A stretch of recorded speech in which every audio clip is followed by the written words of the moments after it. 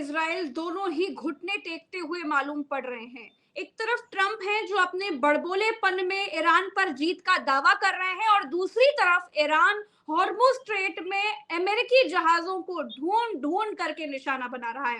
दोस्तों, बड़ी खबर यह है कि अमेरिकी नेवी ने साफ कह दिया है कि वो ऑयल टैंकर्स बचा नहीं पा रहे हैं, उसको सुरक्षित नहीं रख पा रहे हैं। ईरानी हमले भारी पड़ते हुए दिख रहे हैं। और दोस्तों, दूसरी तरफ इजराइल भी बहुत हद तक थका हुआ मालूम पड़ रहा है। हमारे साथ उरूस खान साहब हैं। बहुत सारी चीजें हुई हैं इस बीच, ये लड़ाई और भी ज्यादा भयंकर रूप ले चुकी है। तमाम मसलों पर बात करेंगे उनसे। उरूस खान साहब, आपका बहुत बहुत स्वागत है। शुक्रिया। एक तरफ ट्रंप ये दावा कर रहे हैं कि उन्होंने जीत हासिल कर ली है ईरान पर, और दूसरी तरफ ईरान लगातार हमले जारी रख रहा है। ईरान ने हॉर्मुज स्ट्रेट में अमेरिकी जहाजों को ढूंढ ढूंढ करके निशाना बनाया, ठीक उसके बाद जब ट्रंप ने कहा था कि हम तो जीत गए। देखिए, ये जो युद्ध चल रहा है अभी जी, इसमें ईरान तो रुकने वाला नहीं है। ये बात मैंने 8 महीने पहले भी कही थी कि स्ट्रेट ऑफ हॉर्मुज उसका एक सबसे बड़ा हथियार है, स्ट्रेट ऑफ हॉर्मुज, और उसकी सबसे बड़ी चाल भी है स्ट्रेट ऑफ हॉर्मुज। खाली स्ट्रेट ऑफ हॉर्मुज को अगर वो परमानेंटली पूरा रेस्ट्रिक्ट कर दे जोन को, तो वर्ल्ड में जितनी भी कंट्रीज हैं वो उनके पास एलपीजी ही नहीं, उसके पास क्रूड ऑयल ही नहीं, यानी पेट्रोलियम, एलपीजी, डीजल, यानी हर ही चीज की लगभग इलेक्ट्रिसिटी की भी कमी आ जाएगी और एक भारी मात्रा में आएगी कमी। और ये हो सकता हो कि ये सारी चीजों स्ट्रेट ऑफ हॉर्मुज अगर परमानेंटली रेस्ट्रिक्ट हो जाए जोन, ईरान उसको परमानेंटली रेस्ट्रिक्ट जोन कर दे, तो ये हो सकता हो दुनिया को आज से 150 साल पहले ले जाएगा, 200 साल पहले ले जाएगा। कोई भरोसा नहीं है इस चीज का। देखिए, एक वक्त तो ये आने वाला था कि अमेरिका और इजराइल को ये चीज समझनी चाहिए थी शुरू में ही कि स्ट्रेट ऑफ हॉर्मुज ऐसी चीज को वो छेड़ने जा रहे हैं जिसके कब्जे में है, और उसकी बैकिंग में खाली यानी ईरान अकेला ही नहीं है, उसकी बैकिंग में रशियन वॉरशिप्स भी हैं इसके साथ भी। जो मैं आपको एक चीज और बता दूं, देखिए ईरान के पास मैंने पहले भी बताया था कि हथियारों की सिटीज हैं, पूरी डिस्ट्रिक्ट्स हैं, पूरी इस्फान में पूरी डिस्ट्रिक्ट है, तेहरान में पूरी डिस्ट्रिक्ट है, उसके नीचे जितना बड़ा शहर आपको जैसे अमेरिका डेवलप्ड दिखता है ना, कभी भी आप अमेरिका विजिट किया होगा आपने या यूरोप विजिट किया होगा, तो वो जो आपको ऊपर सामने दिखाई देता है, ईरान तो वैसा दिखने में नहीं है। कभी आप ईरान विजिट करिए, मगर ईरान अंडरग्राउंड वैसा ही है। ईरान का आप अंडर बेसमेंट में चले जाएंगे, बेसमेंट में जाइए तो आप बेसमेंट में एक यूरोप बसा हुआ है ईरान के। इतना स्ट्रॉन्ग इंफ्रास्ट्रक्चर है, इतना बेहतरीन इंफ्रास्ट्रक्चर है नीचे का कि एक साथ 1000 ट्रक्स आ सकते हैं। ठीक है, ये जो आर्मर ट्रक्स होते हैं हम इनकी बात कर रहे हैं, 1000 आर्मर ट्रक एक बार में पार्क हो सकते हैं एक जगह पर। ऐसी ईरान के पास 1000 जगहें हैं। ठीक है, तो अब जब ये बात हो, इनकी इंटेलिजेंस के पास ये सारे इनपुट्स नहीं थे, ये सारे इंटेल्स नहीं थे इनके पास।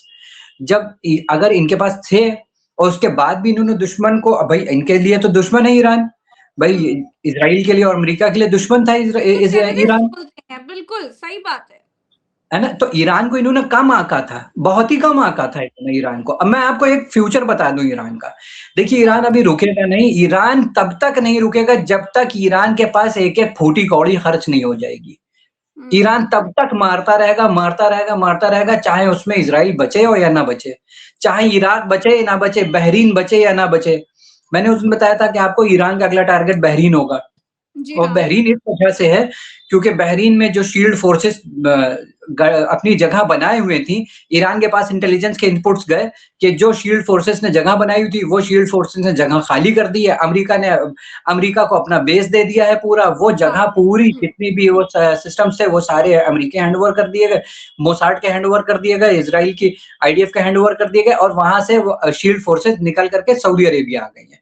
इसलिए बहरीन को वो टारगेट किए हुए है। बिल्कुल, और फिफ्थ फ्लीट भी अमेरिका की वहीं पर है। तो ये ट्रंप कौन सी जीत का दावा कर रहे हैं उरूस खान साहब?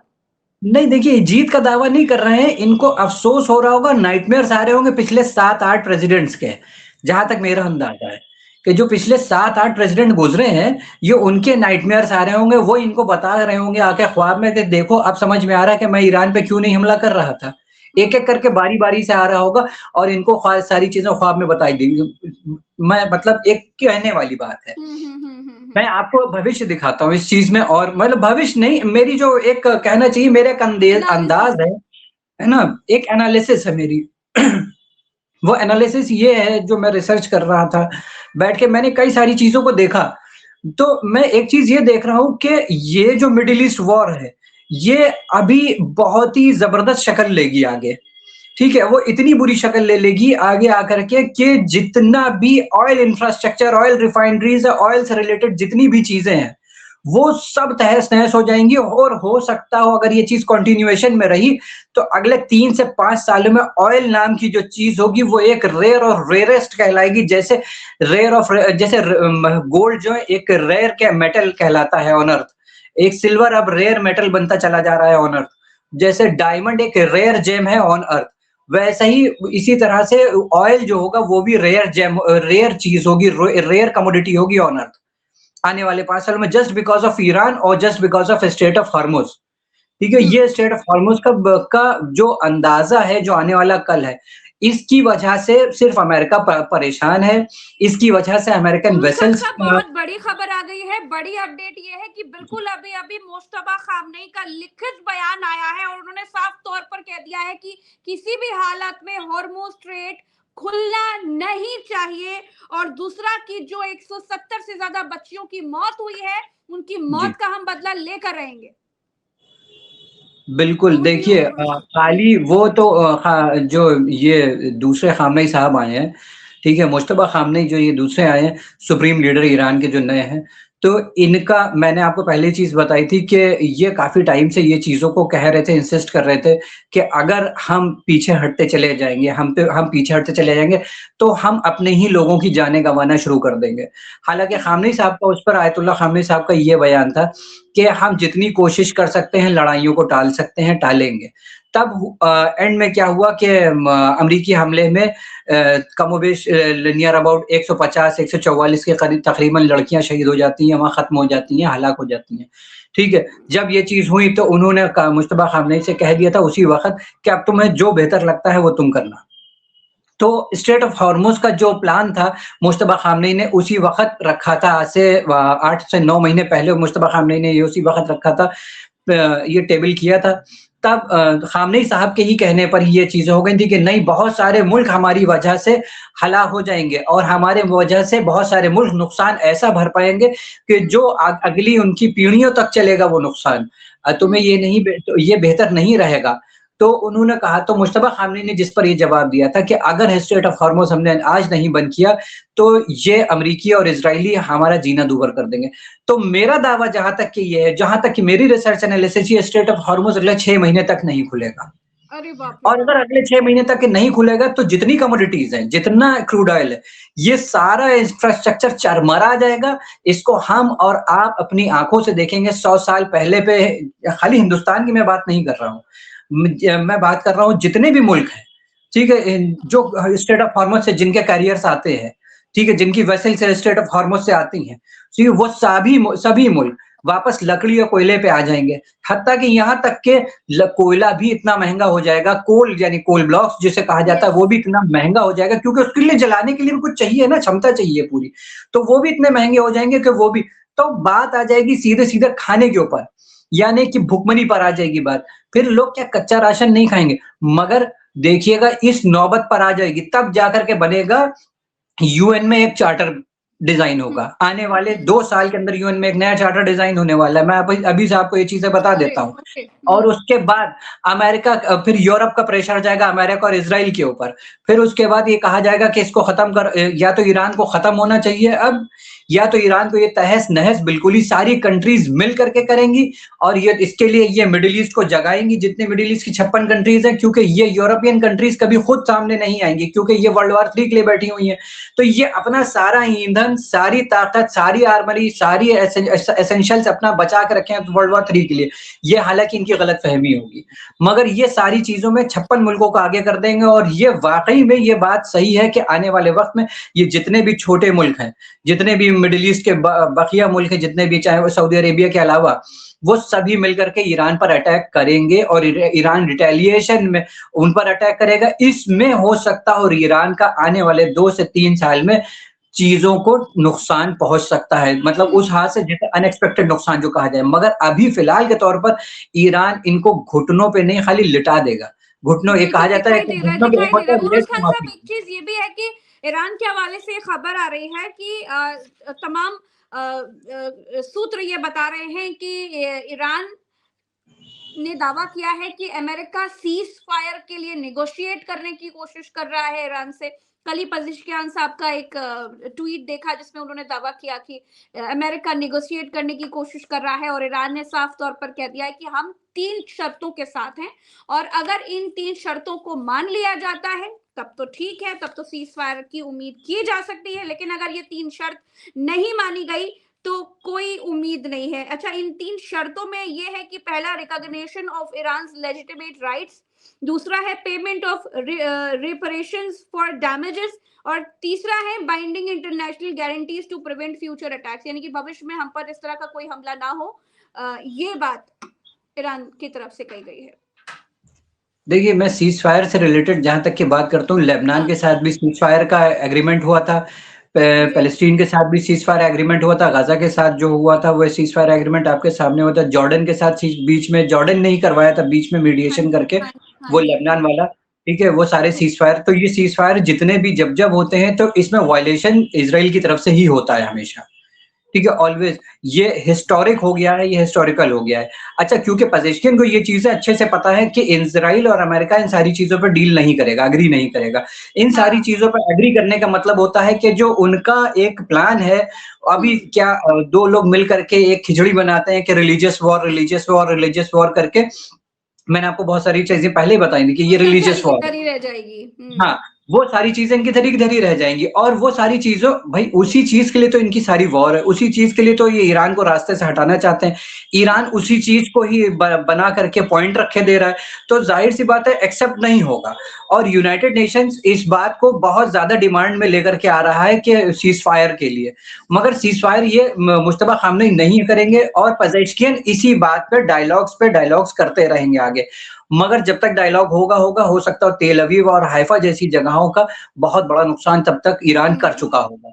मैंने आपको चीज़ें पहले ही बताई थी कि तेल अवीव और हाइफा ईरान के प्राइमरी टारगेट्स हैं और वजह ये है क्योंकि हाइफा एक पोर्ट है और वहाँ से इज़राइल को सारी चीज़ें मुहैया होती हैं।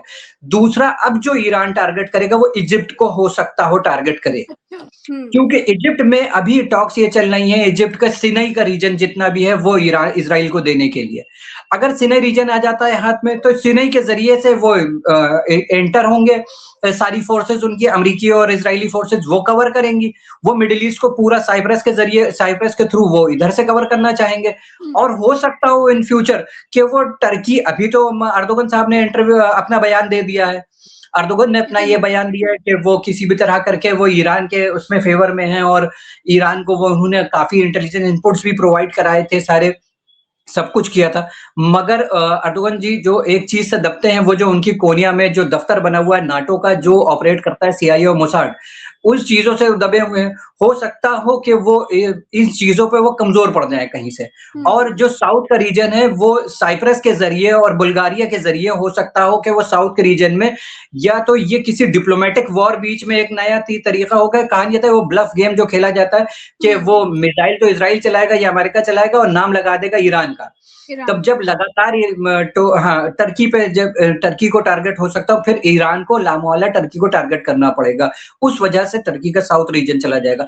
मगर अभी हम आपको बता दें कि किसी भी तरह से करके सीज़ फायर होना इम्पॉसिबल है। बहुत सारे इसमें प्लान्स होंगे। 6 महीने के अंदर-अंदर एक नई कमिटी सामने आएगी आपके और हो सकता हो एक नया ग्रुप पूरा सामने आए कंट्रीज का बन करके, जो ईरान पर हमले को हामी भरने के लिए तैयार हो।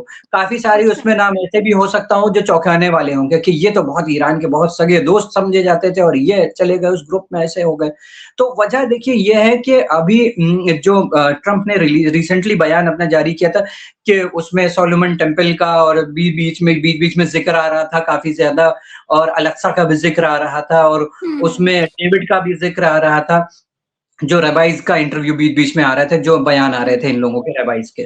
तो स्ट्रेट ऑफ हॉर्मुज़ हो गया, चाहे वो सीज़फायर हो गया, चाहे वो बहरीन को टारगेट, इजिप्ट को टारगेट करना हो गया, और मुज्तबा खामनेई के चाहे वो बयान आ गए।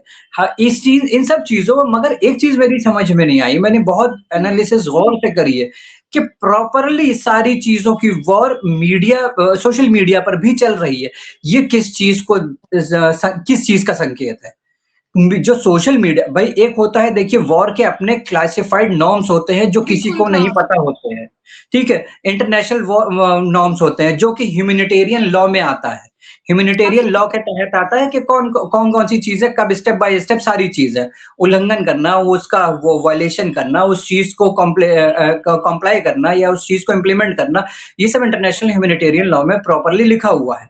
मगर ये जो सोशल मीडिया का नया कॉन्सेप्ट एक तैयार हो गया उस ज़माने में जब से इंटरनेशनल ह्यूमैनिटेरियन बनाया गया था, जी। तब सोशल मीडिया का कहीं ज़िक्र नहीं था। अब एक इंटेलिजेंस इनपुट भी सोशल मीडिया पर अवेलेबल हो जाता है, यस, आने यस, से यस। पहले, ठीक है? तो हुँ। हाँ, मेरी समझ में ये नहीं आ रहा है ये किस चीज़ की प्लानिंग है?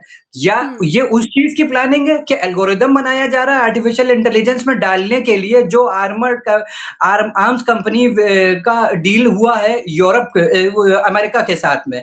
आर्टिफिशियल इंटेलिजेंस का चैट जीपीटी का जो वो हुआ है, एग्रीमेंट हुआ है, ठीक है? एग्रीमेंट वो हुआ है। पूरा जी, एग्रीमेंट हुआ है चैट जीपीटी का पूरा डिफेंस फोर्सेस के साथ में अमेरिका की, और वो डिफेंस फोर्सेस चलाएँगी और उसको प्रेसाइड करेगा टेस्ला। ठीक है, हुँ। वो टेस्ला की देख-रेख में पूरा आर्टिफिशियल इंटेलिजेंस का, यानी कि ये दौर आने वाला जो है वो लेकिन प्रॉपर्ली सोशल ये मीडिया सारे के का दौर ही चल रहा है, ऐसे में हर चीज़ सबसे पहले हर तरफ से सोशल मीडिया के ट्वीट्स आ रहे हैं, हर आती तरफ है से बिल्कुल, जानकारी आ मगर रही है। हुँ। सोशल मीडिया का जो दौर स्टार्ट किया गया था, देखिए हाँ, कोई भी चीज़ मैं आपको बता देता हूँ कि देखिए सीआईए और मोसाड हो या फिर या ये अमेरिका और इज़राइल हो या यूरोप, ये 3 ग्रुप ऐसे हैं, यानी इज़राइल को तो मैं इंडिविजुअल समझता हूँ, अमेरिका और यूरोप ऐसे गुट हैं कि कोई भी काम करते हैं, कोई भी स्टेप लेते हैं, वो एक भविष्य देख कर के स्टेप लेते हैं कि मुझे आज से 20 साल के बाद ये करना होगा। तो वो ये जानते थे सोशल मीडिया स्टार्ट करने से पहले कि एक ऐसा प्लेटफ़ॉर्म इजाद करना चाहते हैं कि जहाँ से सारे इनपुट्स इकट्ठा हो जाए, और हुँ। वो इनपुट्स आने वाले टाइम में होलोग्राम के ज़रिए आर्टिफ़िशियल इंटेलिजेंस के ज़रिए होलोग्राफ में डाला जाए, होलोग्राम के ज़रिए डाला जाए, और वक़्त आने पर होलोग्राम्स के ज़रिए लोगों को बहकाया जाएगा। पहले आर्टिफ़िशियल इंटेलिजेंस से इंफ्रास्ट्रक्चर को स्ट्रॉन्ग किया जाएगा और फिर होलोग्राम के ज़रिए लोगों को बेवकूफ़ बनाया जाएगा। आज आर्टिफिशियल इंटेलिजेंस पे आप देखते हैं कि वो चीज़ें हो जाती हैं जिसको वेरीफ़ाई करना पड़ता है और उसके बाद वो चीज़ें गलत हाँ। निकलें या सही निकलें। ठीक है? बिल्कुल वो सही बात है। ग्रोव अच्छा, एक बताए वो चीज़ ये भी चाहें। है साहब कि अमेरिकी एजेंसियों ने साफ तौर पर बोल दिया है, जो ट्रम्प का सपना था ईरान में तख्ता पलट करने का, वो तो नामुमकिन है। नहीं, तो नहीं, अब वो क्या नाम ट्रम्प पीछे नामुमकिन हटेंगे? ट्रम्प नहीं हटेंगे। ट्रम्प नहीं देखिए हटेंगे? नहीं हटेंगे, नहीं, ट्रम्प इसलिए नहीं हटेंगे क्योंकि ट्रम्प की बैकिंग में रॉथशाइल्ड, रॉकफेलर जैसे ग्रुप्स हैं, ठीक है? जिनके हुँ। हाथ में एप्स्टीन फाइल्स जैसे 2500 फाइल्स हैं, ठीक है? हुँ। वो उस ग्रुप अच्छा, में एक वो तर्क ग्रुप ये भी कहा जा रहा है उरुस साहब, अगर मैं गलत हूँ तो मुझे टोकिएगा। एक तर्क ये भी कहा जा रहा है कि एप्स्टीन फाइल से लोगों का ज़हन दिमाग हटाने के लिए ईरान पर हमला किया गया कि इसी बहाने उनके तेल के कुओं पर, होर्मुज़ स्ट्रेट पर कब्ज़ा कर लिया जाएगा। ट्रम्प को लगा कि खामनेई की मौत के बाद ईरान टूट जाएगा, लेकिन सारी चीज़ें उसके उलट हो गई। ये सारी एक बड़ी गलती की तरह ट्रम्प के सामने आई। क्या ऐसा हो सकता है? देखिए एप्स्टीन फाइल मैंने बताया कि एक फाइल थी, जिसको हुँ। इस्तेमाल करके ईरान पे हमला करा दिया गया। ठीक है, हुँ। एप्स्टीन फाइल को आज से 20 साल 25 साल पहले क्रिएट किया गया, और फिर उसके बाद वक़्त आने पर सिर्फ़ एक ईरान को रास्ते से हटाने के लिए एप्स्टीन फाइल को क्रिएट कर दिया गया। बाकी सारी मुल्कों को के प्रेज़िडेंट्स और जितने भी हुक्मरान थे उनको बिठाने के मैं लिए आपकी बात एप्स्टीन फाइल समझी क्रिएट नहीं कर कि दी। ईरान को हटाने के लिए एप्स्टीन फाइल कौन क्रिएट करेगा? ट्रम्प खुद देखिए के लिए? नहीं, ट्रम्प खुद के लिए नहीं कर सकते क्योंकि ये वो ग्रुप करता है, ये फाइल्स वो क्रिएट करता है ग्रुप, जो ग्रुप इज़राइल को भी चला रहा है। जो ग्रुप ये चाहता है कि पूरी दुनिया में सिर्फ एक ही रिलीजन हो, वो हो ऑर्थोडॉक्स या फिर ज्यूज़, एक ही रिलीजन हो। अगर जो मेरा रिसर्च का जो मेरा अंदाज़ है, जो मेरा मतलब एक अंदाज़ा कहा जाता है उसको, है ना? जो मेरा अंदाज़ा है। इसको मैं 100% तो नहीं कहूँगा कि 90% फिर भी मेरी बातें लगभग-लगभग सच ही निकलती हैं। तो वो ग्रुप जो है, उस ग्रुप ने क्या किया कुछ फाइल्स बना ली अपनी, file number 1, file number 2, file number 3 इसका नाम एप्सिन है, उसका नाम फलाँ है, उसका नाम फलाँ है, उसका नाम फलाँ है। वक़्त आने पर हम ये फाइल को इस्तेमाल करके इन मुल्कों से ये काम कराएँगे, वक़्त आने पर ये फाइल इस्तेमाल करके हम इन मुल्कों से ये काम कराएँगे। अभी से ये काम कर लो ताकि आज से 20 साल के बाद जब ये स्टेप लिया जाएगा, तो तुम्हारे लिए बेइंतहा आसान हो जाएगा। अब इंसान अपनी इज़्ज़त बचाने के लिए, अपनी वक़ार को बचाने के लिए हो सकता हो ये सारी चीज़ों को एक्शन में लेकर के आ जाता है। और वो वही चीज़ हुए कि वो उस फ़ाइल को एक आड़ बनाया गया और ईरान पर हमला ना चाहते हुए भी अमेरिका को करना पड़ गया। ठीक है, बकिया मुल्क जितने भी थे बाकी मुल्क उनको बिठा दिया गया कि देखो तुम्हारी भी हमारे पास सारी फुटेजेस हैं और तुम्हारी भी वीडियोज़ हैं, तुम ना बोलना। तो हो सकता हो कि इस तरह का ब्लैकमेलिंग हो रही हो इंटरनेशनल लेवल पर। वरना ये जो इतना बड़ा कॉन्फ्लिक्ट चल रहा है, इसमें वाक़ई में दसियों मुल्क कब तक कूद पड़ते। बोल जाना चाहिए, मीडिएशन में आ जाना चाहिए था। ठीक है? बहुत सारी चीज़ों को हो जाना चाहिए था क्योंकि एक स्ट्रेट ऑफ हॉर्मुज़ इम्पैक्ट हुआ है, बहुत बड़ा चौराहा इम्पैक्ट हुआ है कि अगर मैं बात करूँ दिल्ली की या फिर मैं बात करूँ लखनऊ की, लखनऊ का जो मेजर चौराहा है, अगर मैं हज़रतगंज की बात करूँ, अगर वो ब्लॉक हो जाए, तो पूरे लखनऊ में ट्रैफिक chaos हो जाएगा। ठीक है, इस तरह से वर्ल्ड का वो चौराहा है स्ट्रेट ऑफ हॉर्मुज़, वो ब्लॉक हो रहा है, कोई मुल्क नहीं बोल रहा है इस चीज़ पर। हर कोई कह रहा है सीज़ फायर कर दो, बहुत ही ईज़ी वे में और बहुत ही सरल भाषा में सीज़ फायर नहीं होगा, मैं आपको लिख के दे रहा हूँ सीज़ फायर नहीं होगा, नेगोशिएशंस की बातें हो सकती हैं, फिर चालू हो जाएँगे, मगर उस बीच में एक भी मिसाइल रुकेगी नहीं, अगर ये कहा अच्छा, जाए, जो ईरान की मेरा तरफ से? अंदाज़ है। हाँ, क्योंकि देखिए ये वो वॉर है, जो वॉर खत्म होगी सारे आर्सेनल खत्म होने के बाद। जो अब जहाँ तक मेरा अंदाज़ है तो और ये जो इस युद्ध को और कितना खींचते हुए देख रहे हैं आप आज? मैं देख रहा हूँ इस युद्ध को खींचते हुए तेल को खत्म होते हुए देख रहा हूँ मैं अपनी आँखों से। अच्छा। भाई तेल नहीं होगा तो कोई ना प्लेन उड़ेगा, ना ही कोई न्यूक्लियर बॉम्ब मार पाएगा और ना ही कोई वेसल चल पाएँगे। ओह माय मैं गॉड! अपनी आँखों से देख रहा हूँ कि वर्ल्ड में तेल को प्राइमरी टारगेट बनाते हुए लोगों को। अच्छा। अब वो कैसे बनता है ये देखने वाली चीज़ होगी। चलिए उरूस खान साहब, बहुत-बहुत शुक्रिया आपने समय दिया, आपसे बात करके हमेशा कई सारी नई जानकारियाँ मिलती हैं, नई खबरें मिलती हैं, बहुत-बहुत शुक्रिया, ऐसे ही जुड़ते रहा करिए, दर्शकों का भी बहुत-बहुत आभार।